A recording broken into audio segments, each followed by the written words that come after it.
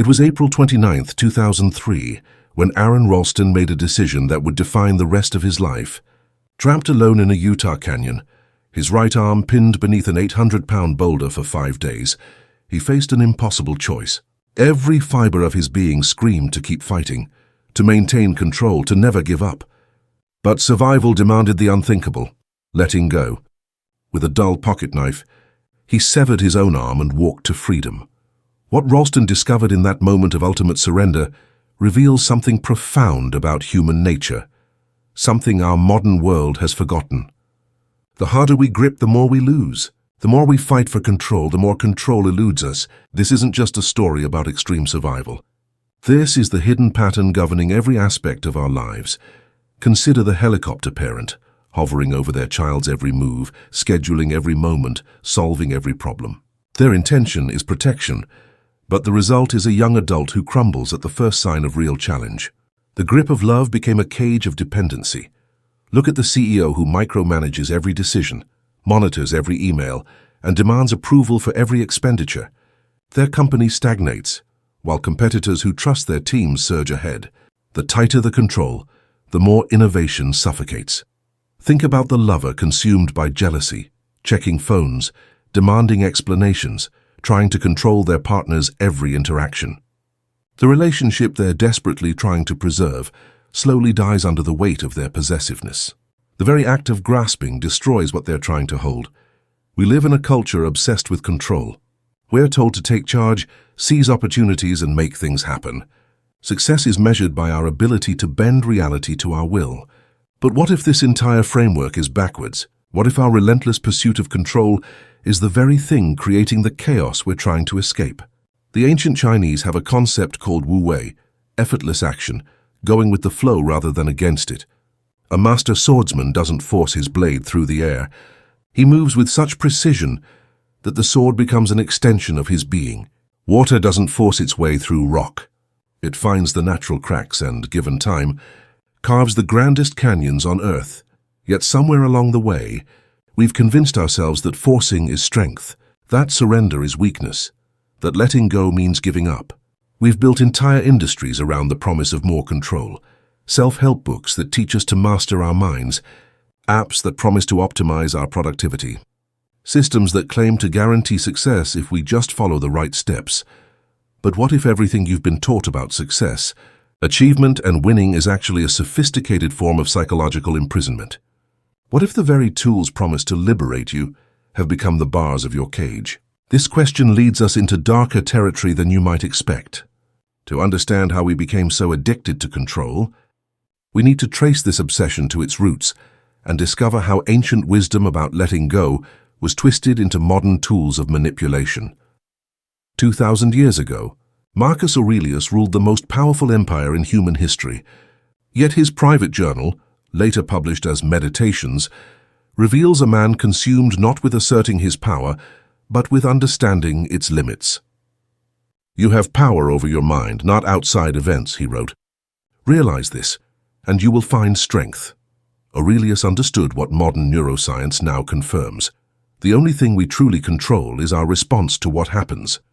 The weather, other people's choices, the rise and fall of civilizations, these operate according to laws far beyond our influence. The Stoics called this the dichotomy of control, and it formed the foundation of their philosophy. Pour your energy into what you can change, and accept what you cannot. Halfway across the world, Lao Tzu was articulating something similar through the concept of wu wei. The Tao Te Ching speaks not of conquering life, but of flowing with it. The sage does not attempt anything very big, and thus achieves greatness, Lao Tzu wrote. Nothing in the world is softer than water, yet nothing is better at overcoming the hard and strong.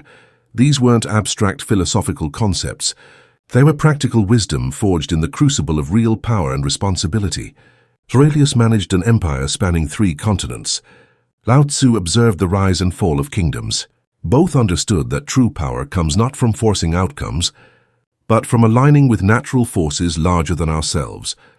But here's where the story takes a sinister turn.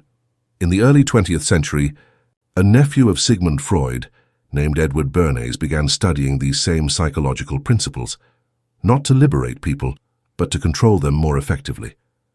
Bernays, often called the father of public relations, realized that people's deepest fears and desires could be manipulated if you understood the right psychological triggers. He created campaigns that convinced women smoking was a symbol of liberation, that bacon and eggs were the ideal American breakfast, and that consumer products could fill the psychological voids in people's lives. Bernays didn't just sell products, he engineered desires. He took the ancient understanding that humans need meaning and purpose, and weaponized it to create artificial wants. The brilliance and horror of Bernays' approach was that he gave people the illusion of choice while carefully constraining their options. You could choose Pepsi or Coke, Republican or Democrat, this brand of happiness or that one. But the fundamental framework of consumer capitalism was never questioned. This is what we now recognize as manufactured agency, the feeling that you're in control when you're actually following a script written by others. Modern advertising, political campaigns and social media algorithms are the direct descendants of Bernays' techniques. They study your browsing habits, your emotional responses and your social connections, then craft messages designed to trigger specific behaviors. The recommendation algorithm knows what you want to watch before you do. The dating app knows who you'll swipe right on based on thousands of previous choices.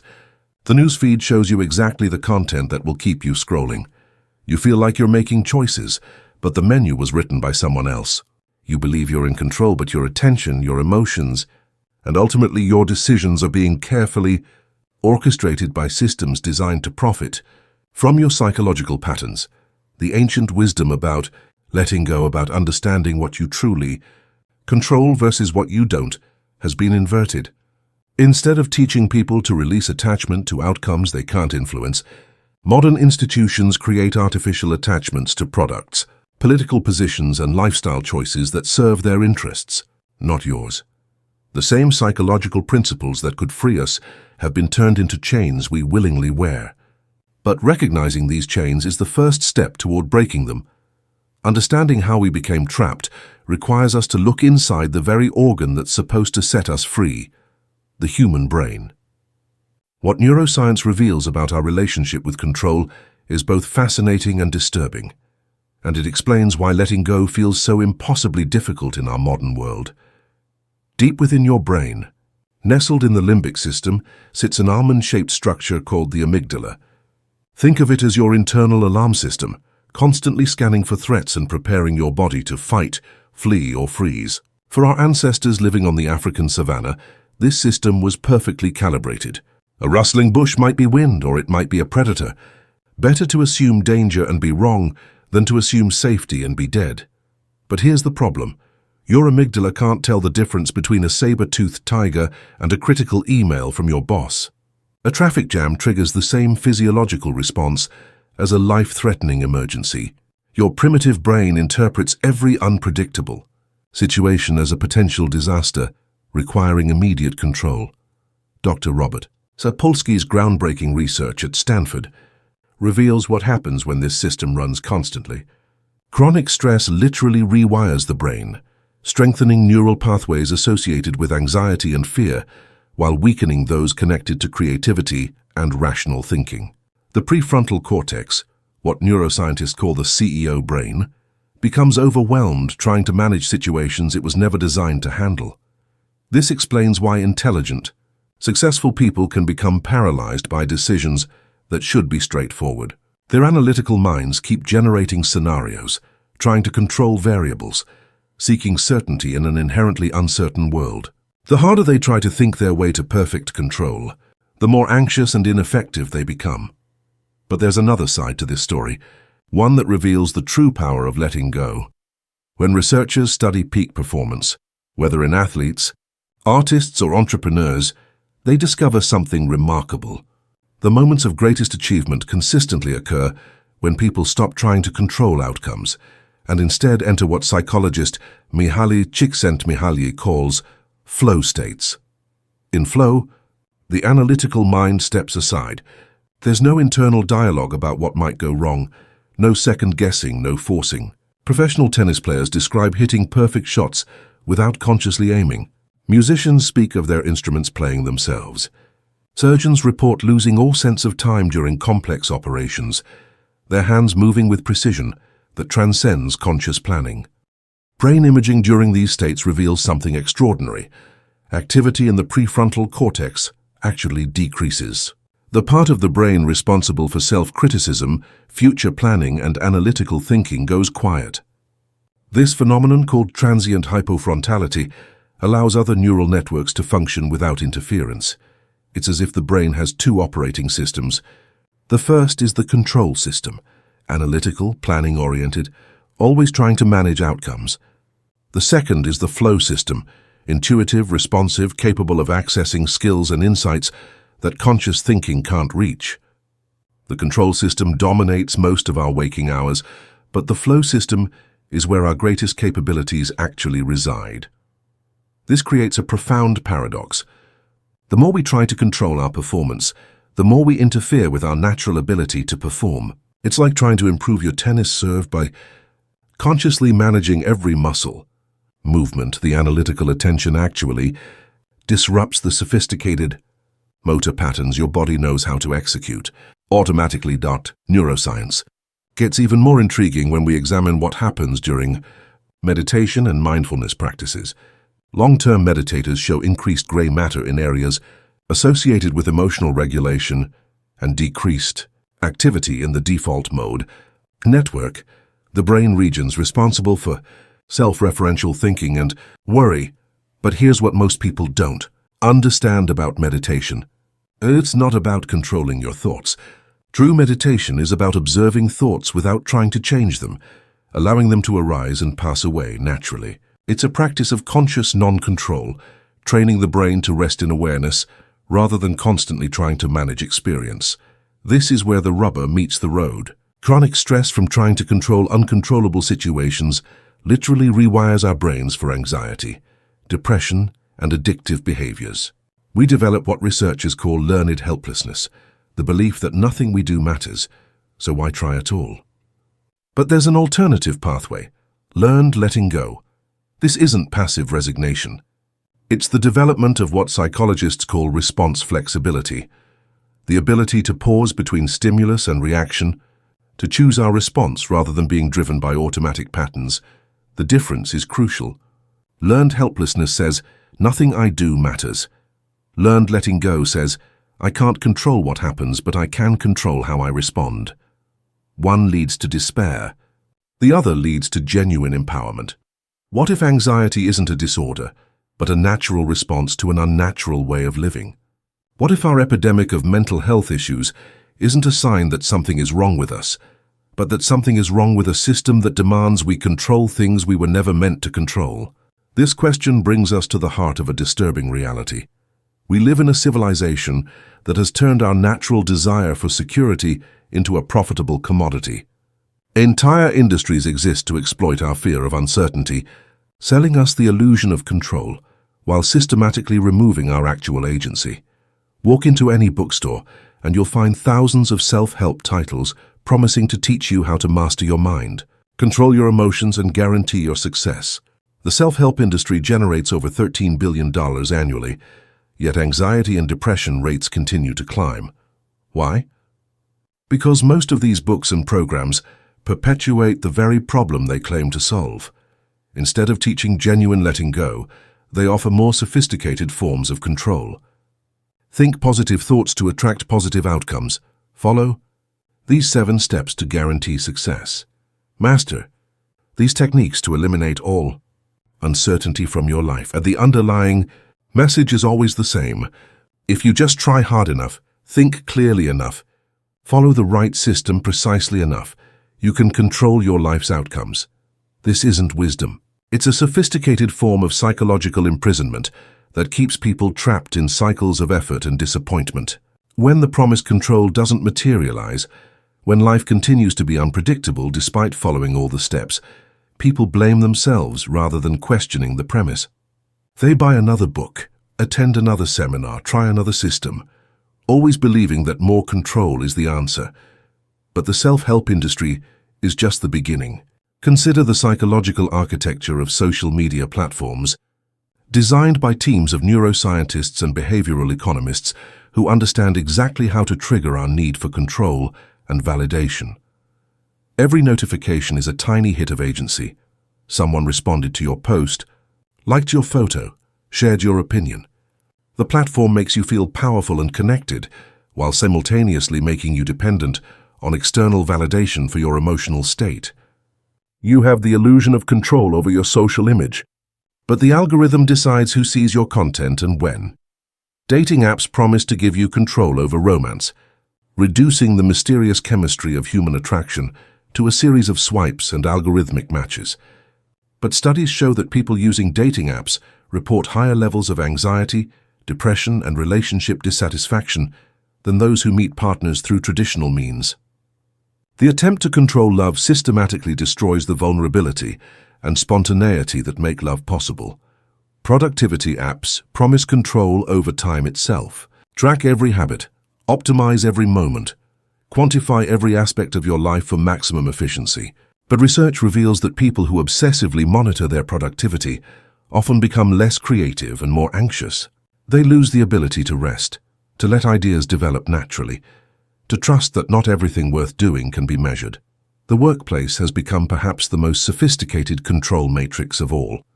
Modern corporate culture promises that if you just work hard enough, follow the right strategies, hit your metrics, and optimize your performance, you'll achieve security and success. But the experience is one of constant pressure, endless meetings about productivity, and the systematic elimination of any work that can't be quantified and optimized. Companies that embrace these control-obsessed cultures often stagnate, while their competitors that trust their employees' creativity and judgment surge ahead. Netflix's culture of freedom and responsibility allows employees to make decisions without endless approvals. Google's 20% time policy, where employees spend 1 day a week on self-directed projects, has generated some of their most innovative products. These companies succeed not by controlling their workforce more tightly, but by letting go of the illusion that creativity can be managed. The political realm reveals the most dangerous manifestation of control obsession. Throughout history, societies in crisis become vulnerable to leaders who promise to take control of chaotic situations. They offer simple solutions to complex problems, scapegoats for systemic issues, and the comforting illusion that someone strong enough can force reality to conform to their will. These authoritarian movements succeed by exploiting people's deepest fear, that life is fundamentally uncontrollable. They promise to eliminate uncertainty, to make everything predictable again, to restore a mythical past when everything supposedly made sense. But the price of this false certainty is always the same: the surrender of actual agency to those who claim to have all the answers. The pattern repeats across cultures and centuries because it taps into something fundamental about human psychology. When people feel overwhelmed by forces beyond their control, they become willing to trade their freedom for the promise of security.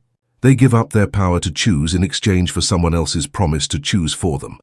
But here's the most disturbing realization: we live in a civilization that has become addicted to control, and like any addiction, it's destroying the very thing we're trying to protect. Our obsession with managing outcomes has created a world where genuine spontaneity is suspicious, where uncertainty is treated as a problem to be solved rather than a natural condition to be navigated, and where the attempt to eliminate all risk has created risks we never imagined.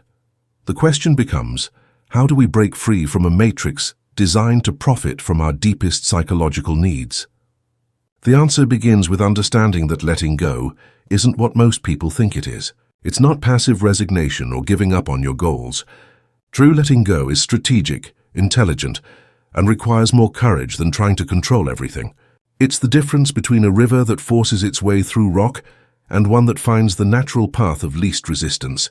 Both reach the ocean, but one carves canyons, while the other exhausts itself against immovable obstacles.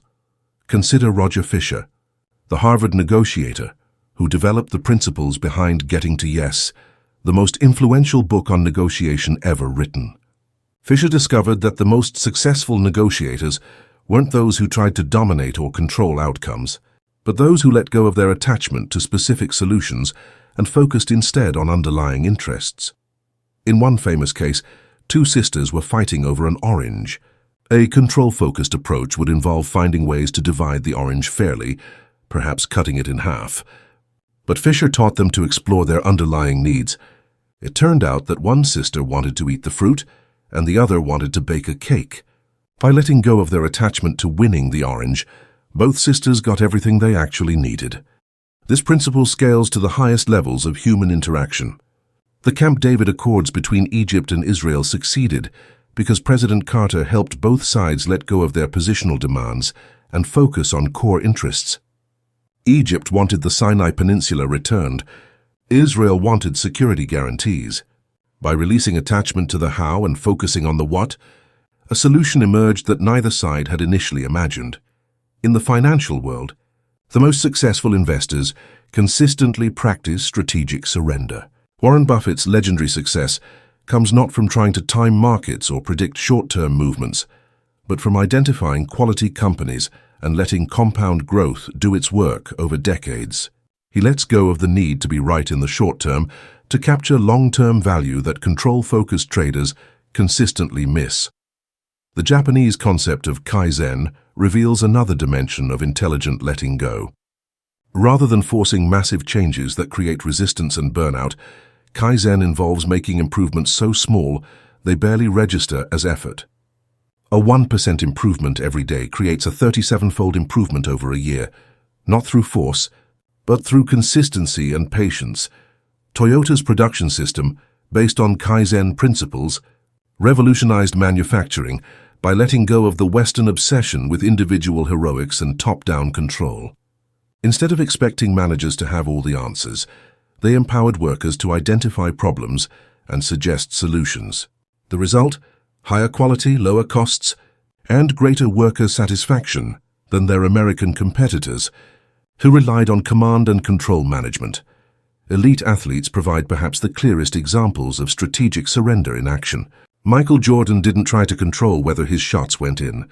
He focused on perfect form and trusted his trained instincts. Tiger Woods doesn't try to control the wind or the lie of the ball. He adapts his strategy to conditions as they arise. Sports psychologists call this process focus versus outcome focus.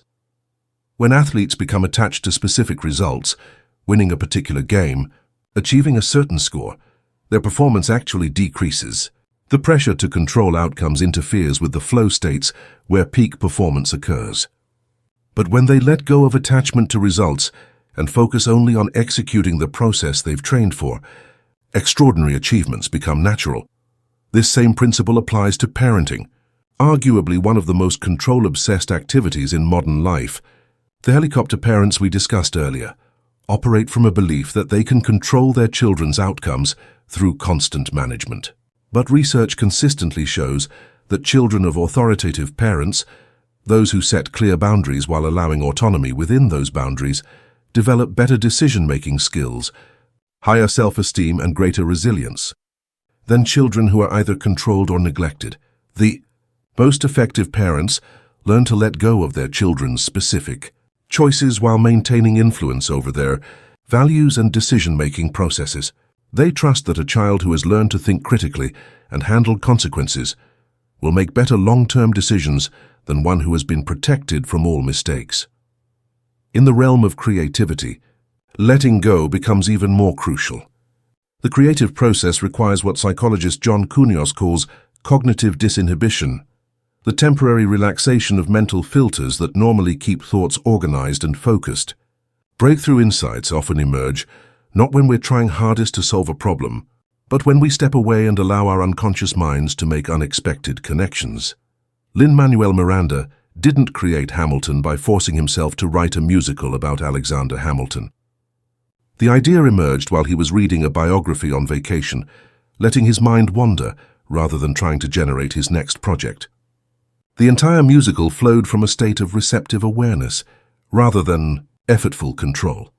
But perhaps the most powerful applications of strategic surrender come from ancient wisdom traditions that have been testing these principles for thousands of years.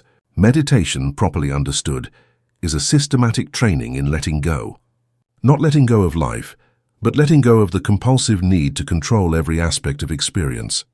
Research by Dr. Sarah Lazar at Harvard shows that regular meditation literally changes brain structure, increasing gray matter in areas associated with emotional regulation, while decreasing activity in regions linked to stress and anxiety.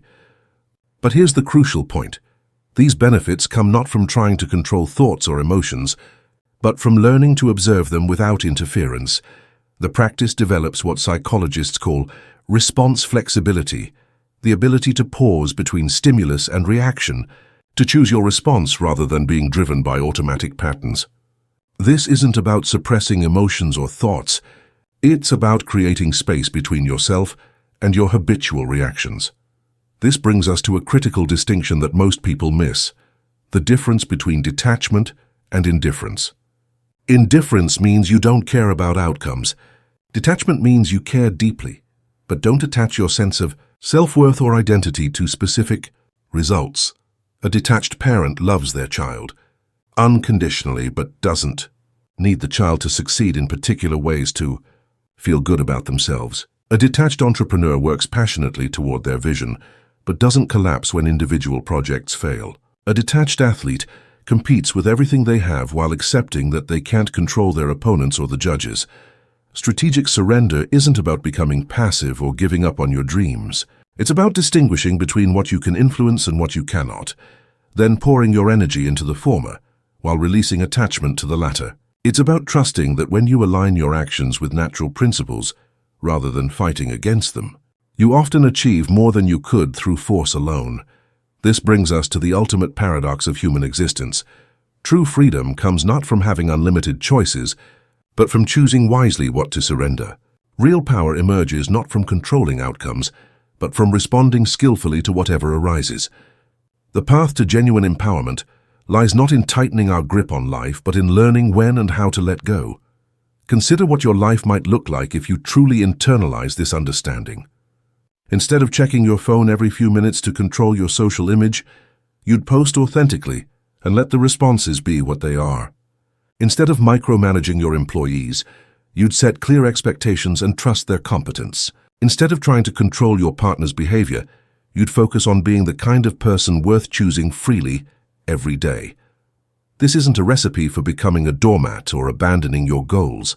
It's about recognizing that the energy you spend trying to control uncontrollable outcomes could be redirected toward the few things you actually can influence: your attention, your responses, your character, and your daily actions.